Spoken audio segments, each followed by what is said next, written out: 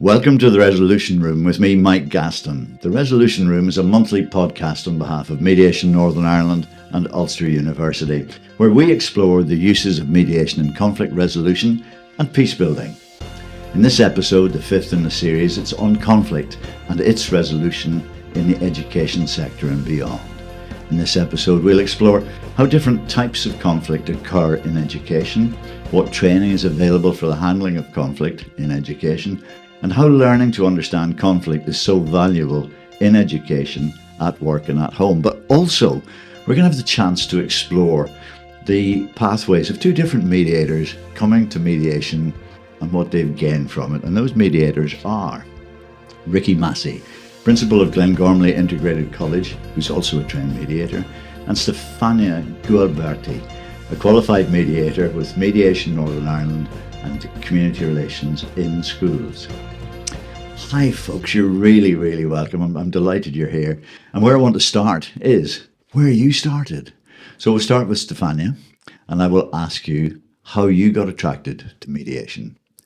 Well, I was doing an undergraduate course in Pisa, in Italy, on peace studies. And one of the courses was mediation. And our prof was very enthusiastic about this methodology. He was a lawyer before and then got into mediation and never looked back. And his enthusiasm really passed through. And I did my master's on mediation and conflict resolution and peace studies again. And then I came to Belfast to write my thesis. And just before I left, I did my research and I learned about Mediation Northern Ireland. And when I arrived, I got in touch and Laurie Randall was the first person I spoke to. And that was 2009. What was it about mediation that attracted you, though? I mean, okay, you had an enthusiastic professor who filled you with inspiration, but what was it for you? What connected with you? I guess the way to create a space where people can find their own solution. And everybody deal with conflict every day since we're born, in the house with families, and then school, and then the workplace. And also at a society level. But mediation gives you the opportunity to find a solution together and something that works for you. And that really attracted me. I'm delighted to watch the enthusiasm just right across your face when you're talking about it. It's absolutely amazing because it's not as if you've just started doing mediation. You've been doing it for a long time now. Still as enthusiastic as you used to be? I'm still enthusiastic to learn about myself, about relationship, and about ways to do this well. Fabulous. Thanks very much, Steffi. Ricky, what attracted you to mediation? So I came across an advertisement on social media about Mediation NI. I'd never heard of the organisation. And I read up on this course that would be led on mediation, and I thought that's actually really what I need to do. In my line of work, you're dealing with a lot of fallouts, a lot of issues, and really I've got through so far my career of blagging my way in many ways and developing tricks of the trade that seem to work and sometimes don't work. So this was an opportunity that came up. I love training. I love trying to develop myself, and I signed up. And Steffi was my mentor, my coach, trained me up.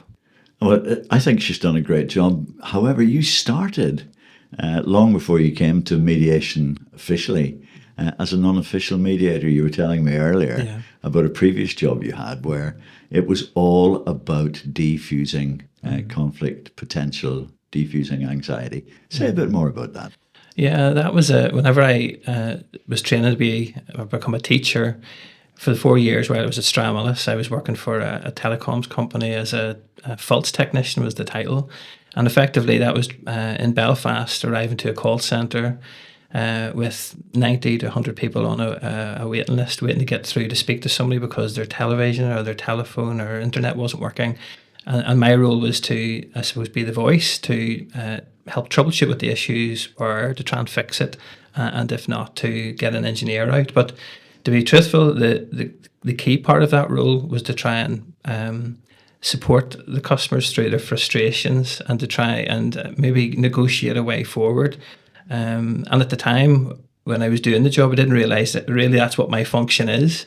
At the time, I just thought, I'm trying to get this fixed. But of course, when there's somebody speaking to you from Scotland because their TV isn't working, you're very limited in what you can do. But actually, the greatest asset that I could have been providing for the company was to try and bring calm to the situation, because more often than not, they were usually either very abusive or at best just really angry.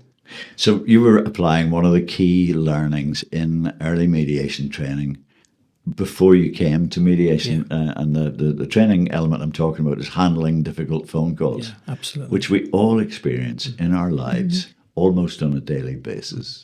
Mm-hmm. Stefania, you got involved in mediation when you came to Northern Ireland through contacting Mediation Northern Ireland. So what happened next for you in terms of a pathway into this life? I did all the formal training with Mediation Northern Ireland, and I was part of the Next Generation group. And then I've been involved in different roles in the organization, doing facilitation training and some mediation as well. So do you have a preference about what you do in the work? Do you prefer to be involved in live mediations or in training? I love the training. I really love being in a group, and usually when we do especially open access training, you would have a very diverse bunch of people in the room that really want to be there and they really want to learn. And the atmosphere that it creates of a learning experience, it's something that really excites me. And the training in itself, whether it's handling life conflict or, mediation theory in practice, or handling difficult conversation or the workplace mediation, they're all very well designed, and they look at giving input, theory, but also learning from the group and sharing the experiences and practices that are already there. One of the things that a lot of broadcasters forget is that the key in a conversation is not what you say. You've got two ears, one mouth, and you should use them in that ratio. Yeah. Listening well is so important. But I was delighted also listening to Stefania talking about the joys of training. And isn't it fabulous as an educator when you meet people who want to learn? Absolutely, yeah. And how hard it is as an educator when the people you're trying to teach don't particularly want to be there. That must be a source of conflict in education. It can be, and I suppose it's not just around the different school sectors that are there. Education is, you're bringing young people together. You're kind of telling them legally you have to be in school, you have to be educated, and a big part of their buy-in is really what they get from home and how important education is to their families. But it can be really frustrating because we realise as adults when we look back how important our education is. And for me, I'm pretty much almost like a lifelong learner. I'm always trying to get myself involved in training to become better. So I'm not a person that loves training because I have no time on my hands. And, it's difficult at times to fit life in, but life changes, culture, society's changing, and we have to be ready to face the changes that are there, and particularly in education, which is an area of huge change. I'm always trying to develop the skills to stay ahead of the game. Stefania's already made the point that we face conflict on a daily basis, but I don't think many of us realise how much potential conflict there is in the school. Do you want to say a bit more about that? Yeah, well, I suppose just generally in life, where there are people, there's going to be conflict, because where there are people, there's communication, and where there's communication, there's always bad communication. And certainly in a school, we have 1,200 children with 90 teaching staff. We have probably around 900 sets of parents connected with the school, and within that, there are at times relationship breakdowns, and that's between the children with each other, the children with the staff, and of course the staff with parents. And more often than not, what's happening now are there's communication issues and breakdown in relationships between children and their parents, and the parents then come to the school looking for support to help them get through that and to fix what's broken. So there's a lot of conflict and a lot of space for mediation for sure in education. How much awareness, though, is there in the education sector about the amount of conflict that's potentially there in schools? I think the people at the Education Authority are aware, obviously, that there is high levels of conflict. I mean, and there has always been. But when it comes to training up or providing support for school leaders, it's actually quite limited. I whenever you become a principal, you get in around 10 days of formal training, and that will cover management of finance, management of attendance, behaviour management. But there's really nothing at all offered in terms of mediation or trying to help negotiate a resolution to an issue. It's just not there. And that is not to be dismissive of the Education Authority, because they do provide some really good training on every other aspect, but it just seems mediation is not something on their radar. Is that something you've spoken to them about? Well, the funny thing was, on the course that I went through with Mediation NI, there was actually a senior officer from the Education Authority, very senior officer, who had put himself on the programme because he could see the value of it.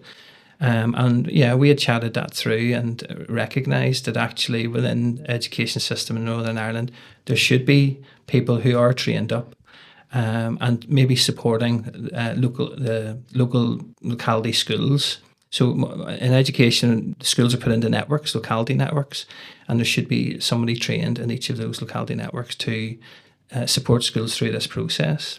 One of the things that I have learned, whenever I came on the training, I thought that this will help me be a better school leader to support mediation, to support relationship breakdowns. But one thing I have learned is that whenever there's an issue with two staff, I might be the last person as the principal that they would want to mediate, because sometimes you have in that mediation process, you're kind of exposed, and maybe I'm the last person they would want to expose themselves to, because it's in another time I'm going to be sitting across the table from them on an interview process for a leadership opportunity, and that's maybe a step too far for some of them, So that points to the need to have offline potential, so people who are not in management or not directly managing the people in conflict to do that, and that's very important.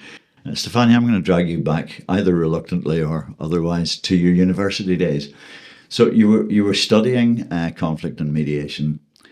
Were you aware of the potential conflicts in the university setting? Not particularly in the university, but I was working in schools and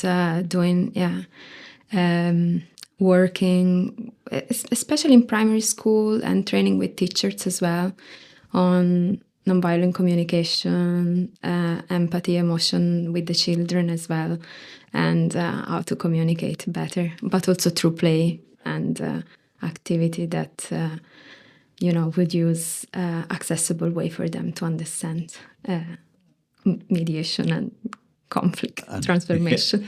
Yeah, and being able to name it, of course, so important as well. Yeah. So no, it was just I was drawn to the idea of you're in a group of students, either as an undergraduate or a postgraduate. There are tensions, there are conflicts between students and staff, between staff and each other. And because of the nature of the training, I wondered how much was recognised while you were doing it. I would say our professor lecturer there, he would send us and do a little piece of research on our own, and each of us would choose their own environment where to learn more about conflict. I don't think we talked particularly about conflict in the university, but yes, just conflict all around us. Yeah, I suppose that's something that maybe mediation courses should take on board in future, though, is looking at the fact that we're in a potentially conflicted group if we're spending a lot of time together. We're in a competitive group. We all want to pass. We all want to do well. That's got to lead to conflict. And maybe if we recognise that, it would help our training. Who knows? Ricky, you've embraced mediation as a process. You're keen to get your colleagues involved in understanding conflict. And you've actually had a course organised to enable your fellow principals to recognise conflict and how to handle conflict. Say a bit about that. Yeah, so I mentioned earlier that we are part of area learning communities or locality networks, and the principals within my area, we are always trying to invest in training for the staff in the schools. And it was a couple of years ago, one of the principals said, "What about training for us?" And I said, "Well, what type of training are you thinking of?" And they said, "Handling difficult conversations." And I was thinking, I thought I was the only person who struggled with this. And of course, around the table, everyone said, "Oh, that would be brilliant. That would be brilliant."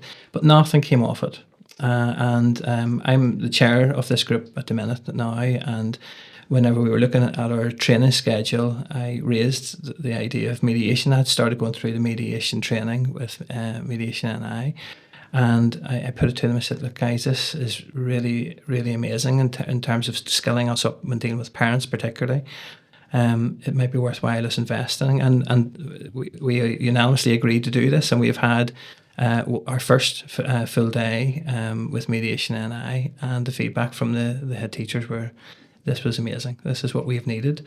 And so much so, we have another day lined up now for next academic year for more practical skills. So, and they're looking forward to that massively. And that's a new departure for Mediation Northern Ireland as well, in terms of teaching specific groups about handling difficult conversations, and perhaps looking at the education sphere as an area where their input is valuable. That must be very exciting for you, Stefania, and for MNI. Yeah, I think the scope and the potential is great, and the whole school system will benefit, of course. The more people are trained and the more people are aware, and the better it is for the ecosystem of the school. I mean, it has to be good for the school, for the pupils, for the staff, for the families, for the whole community. Yeah. If we're aware of the potential to get involved in conflict, and an understanding of how to handle the situation or ask for help. Absolutely. So yeah, so you've talked about the course you've done, the course you're looking forward to in the next academic session. Have you much idea of what will be involved in that? Well, we're still at the forming stage, but the feedback from the principals was very much the first course was very much about the theory and where conflict comes from, and there was an initial phase of skills that we could use as school leaders to help manage that. So our next course is to be a lot more hands-on, a lot more practical, and you know, the irony of it is, in education in Northern Ireland, there is and for very good reasons, there is a direction towards restorative approaches when working with our young people, and moving away from this, the idea of punishment, but actually how can we fix? And schools and school leaders are actually quite well skilled in their understanding of restorative approaches when it comes to working with young people, but actually when it comes to working with each other and with working actually with other adults, it seems to be a bit more complex. So this training for the head teachers will add tools, I suppose, to the tool bag that they can draw upon, and rather than, I suppose, blagging your way through it, that there is actually a process. And the one thing I have taken away from mediation training is it is a process that's actually excellent, and it doesn't matter what the context of the issue is. The process works. You just have to follow the process. We'll all have different understandings of a restorative approach in the situation, but maybe you'd say a little bit more about that, maybe give an example of what you mean. Yeah, well, quite often, particularly with young people, there will be a relationship breakdown. And that relationship breakdown can happen outside of school, but it carries itself into school, or it can happen in school and carry itself out into the community. More often than not, whenever that happens, we will have parents who will ring the school, and their expectation is that, well, sometimes the go-to is we want that other child expelled, as if we can just get rid of them, and that they deserve just being got rid of, you know. And quite often that follows through to their children, because they're coming in, their expectation is that these other students will be expelled or at very least suspended from school. And so, you know, the approaches that we're trying to use with the young people is to talk through, where did this come from? What impact has your language or your behaviour had on the young person who is maybe the person who's the victim here? What impact has it had on the people who watch from the sidelines? And quite often we now put it to that young person, say, look, how would you want this really dealt with? In the context of answering those questions, how can we move forward? How can we live together? And how can we even rekindle a relationship? And very, very rarely at the end of that restorative discussion does the young person still say, I want them expelled or I want them suspended. Quite often they say, I just want to fix this. And that's whenever we introduce bringing the young people together and we talk through it, and we lay a foundation in terms of what we say can stay in the room. It's a safe place. You can be honest. And, you know, more often than not, whenever they're leaving, they're shaking hands and they're walking out chatting. And that's just lovely. In the past mindset would have been, you know, you've done X, you now deserve Y. You're now going to be punished. And we're moving beyond that. And it works. How successful do you think it is compared to the old-fashioned ways of doing things? Well, if you listen to most adults, they'll say, well, this happened to me in school and it did me no harm. And in some cases, it maybe didn't do them harm. But, you know, times have changed, society's changing. Our understanding of how young people think and how young people view themselves are changing. And, you know, I was brought up in a school system that was very punitive. You know, if you've done something wrong, you're gonna pay. And I could say it did me no harm, but that's maybe because the type of family I was coming from, the type of support that I had, or the personal resilience that I've had. What we do now and what we do in my school does actually work well. It restores relationships. In the past, there would have been a punishment and you would have been told, stay away from each other. And that's just never good.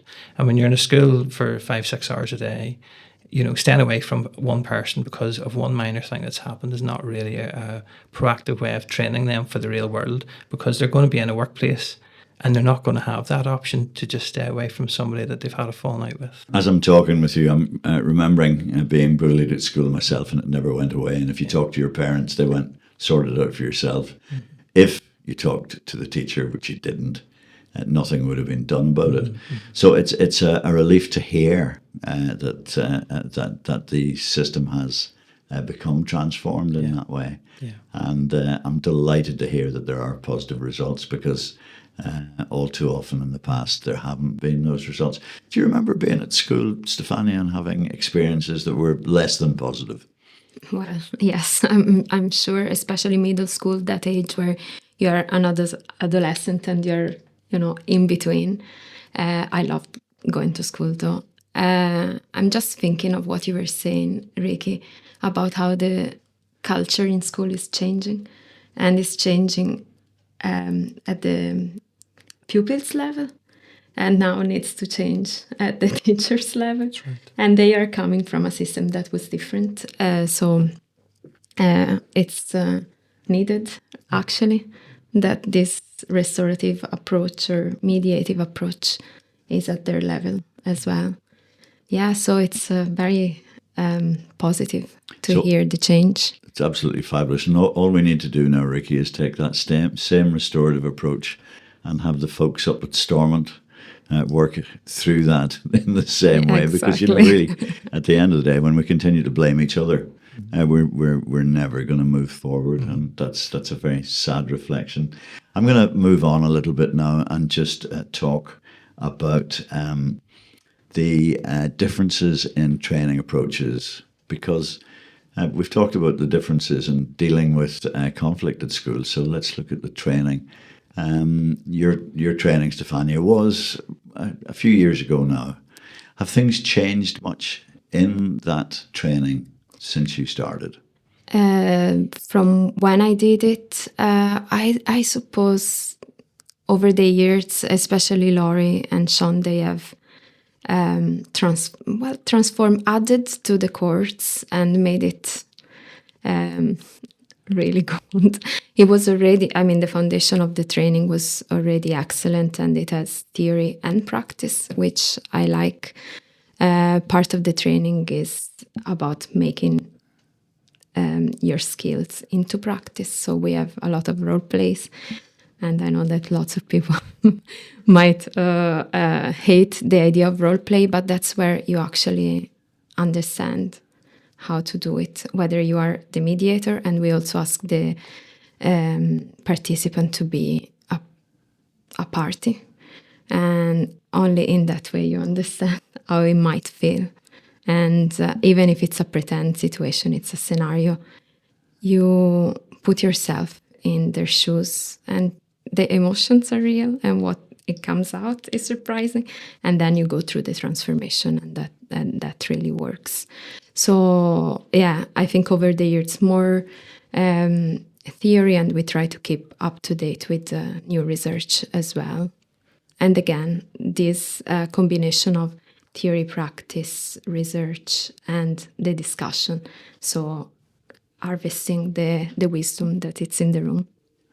I'm going to ask you both a couple of questions that reflect on yourselves and where you're at. And I'm going to start with you, Ricky, and just say, how much has being trained in mediation affected the rest of your life? So your non-mediative life, or your professional life, your personal life, whatever. How has that training changed your life? It has been, I think, in every aspect of my life, it has been really formative for me. I sometimes whenever you're dealing with an issue in work, because school is such a busy environment, that you kind of are trying to rush to get a fix. I just need to fix this and move on. And this training has kind of taught me that fixing a situation, or my role is not really to fix it, I suppose maybe is the language to use. My role is there to facilitate people being able to work through. So I see myself more as a facilitator. Within my own personal life as well, I think it's helped me to be a bit more gracious and to be a bit more considerate about the lens that other people have when they come to a situation. Quite often I've been very good at looking at from what I can see, and that's it. But I think the weeks of training has really taught me that what I think people are hearing and what they actually hear are two different things. And it's really important for me to try and hear the situation and see the situation from their lens. And that's helpful for being a father. It's helpful for being a husband and a son. And in the workplace, I think I'm a lot more tolerable as a person, and that people are more willing to come and to be open about where they're coming from, and feeling probably a lot more heard. I was interested in the use of the word tolerable. Also tolerant? Tolerant as well, absolutely, yeah. Okay. Stefania, same question for you. How has your training in mediation impacted the rest of your life, your non-mediation, professional mediation life? Massively, I would say, and that's what I say always at the beginning of each training. Even if you don't become a practicing mediator, it will impact your life because you become more aware of your own dynamics whenever you are in conflict yourself. And during the training, you have this space to think about, okay, how do I respond, or how do I react usually when I'm in conflict, and what are the different options? So yes, we learn how did we learn to deal with conflict, but also what are the people in our lives that deal with conflict well, and what are the skills that we already use or that we can develop, and what are the different ways to deal with conflict. And it's, awareness that you have to continuously check with yourself and in different situations. And I think it's great awareness and great tools and great ways to look at yourself and your relationship and how you deal with them, so you can learn to respond instead of react. Respond instead of react. That's a fabulous phrase. Yeah, that works really, really well.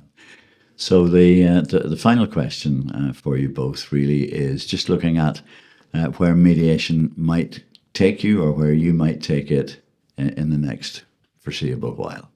Where do you want to go with it next, Ricky? Yeah, I really want, in terms of the professional side, I would really like to develop a group of school leaders who are really passionate of this area, to try and urge this process to be brought in to education, whole school, but whole region. I kind of feel that we can't be without proper training. I think we often try and we take risks that don't need to be taken. If we have the right skills and tool set and we understand the process, it just makes the process, or it makes the outcomes much better. It reduces the stress and anxiety that school leaders have when they're trying to deal with what maybe looks like the impossible. One thing I suppose that I haven't said, being a head teacher is not just my job. It is a huge part of my life. I take my job, I take the nurturing of my school very personally and very, very seriously. And whenever you're dealing with, you're pushed into a corner and you have to fix, or the mindset is you have to fix it, it takes a lot out of you. I lose a lot of sleep. Even now, I get really worried and anxious about things that have to be dealt with. And sometimes it seems that it's quite helpless.